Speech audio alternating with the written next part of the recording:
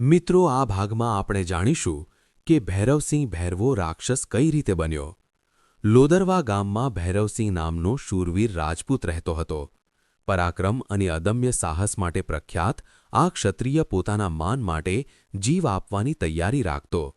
તેને પુત્રી લગ્ન યોગ્ય થતાં નાનક છબલવાળાએ પોતાના પુત્ર માટે માંગણી કરી, પરંતુ ભૈરવસિંહે તે અસ્વીકારી. આ અપમાનથી ક્રોધિત છબલવાળાએ ભૈરવસિંહને પડકાર્યો.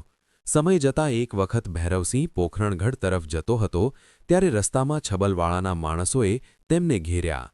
ભૈરવસિંહે શૂરવીરતા સાથે યુદ્ધ કર્યું. ઝપાઝપીમાં ભૈરવસિંહના હાંકલા અને પડકાર અને ઘોર અવાજે કાને પડતા દૂર પર્ણઘટીમાં બેઠેલા જોગીબાળના ત્રિશૂળ લઈને દોડતા આવ્યા. પરંતુ બાબા બાલીનાથ આવ્યા ત્યાં ભૈરવ શહીદ થયો. ત્યારે મહાયોગી બાબા બાલીનાથે પોતાની યોગ સિદ્ધિથી તેને ફરી જીવિત કર્યો.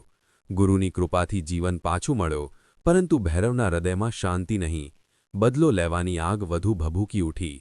બાલીનાથે તેને સમજાવ્યું, ભૈરવ, જીવન તને ધર્મની રક્ષા માટે મળ્યું છે, વિનાશ માટે નહીં. પરંતુ ક્રોધે ભૈરવને અંધ બનાવી દીધો હતો. ભૈરવે બાળનાથને વંદન કરતા કહ્યું, મારા કોઈ પણ જાતના વાંક ગુના વગર મને માર્યો હતો, એ મને ભૂલાયું નથી. હવે હું વેર વસૂલ કરવા એમને મારું તો જ મારું જીવને શાંતિ થશે. હવે શિષ્ય બની મને બળ આપો. એમના હાથે મરવું નહીં, ફરી એવું વરદાન આપો.